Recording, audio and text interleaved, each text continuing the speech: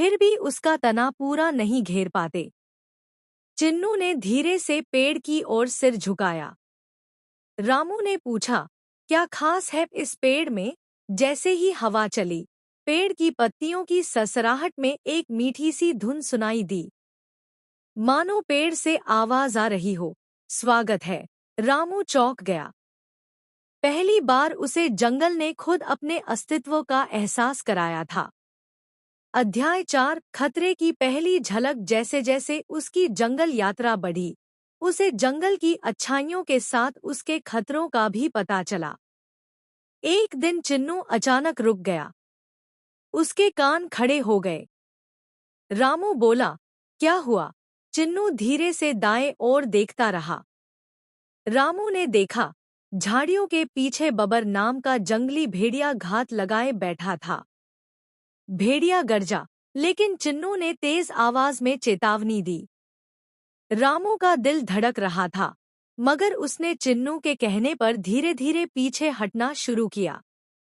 भेड़िया हमला करने ही वाला था कि अचानक जंगल के कई बड़े बड़े पेड़ों से चिड़ियों का झुंड उड़ा और जोर से शोर मचाया।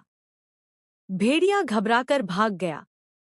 रामू ने पहली बार समझा, जंगल में हर जीव एक दूसरे की मदद करता है।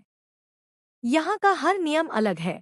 अध्याय 5 नई जिम्मेदारी। एक दिन गांव में खबर फैली कि कुछ बाहरी लोग जंगल में अवैध कटाई करने आए हैं। उनके पास मशीनें थीं, कुत्ते थे और हथियार भी। गांव वाले डर गए। उन्होंने जंगल जाने से मना कर दिया।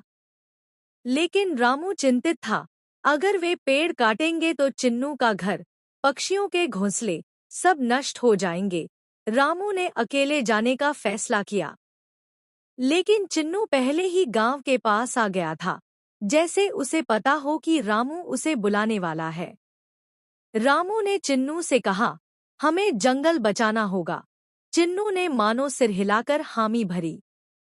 अध्याय 6 जंगल का संकट। जंगल में पहुंचकर रामू ने देखा कि लकड़हारे बड़े पेड़ काट रहे थे। मशीन की आवाज से चिड़िया डरकर उड़ रही थी। कुछ बंदर डर से पेड़ों पर चीख रहे थे। हवा में धुआं था, पेड़ों पर खरोंचे थी, और जंगल का दर्द साफ दिख रहा था।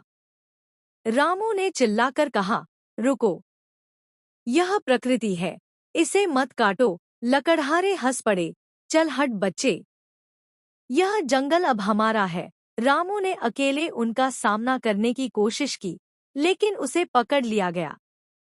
तभी अचानक जंगल में अजीब सी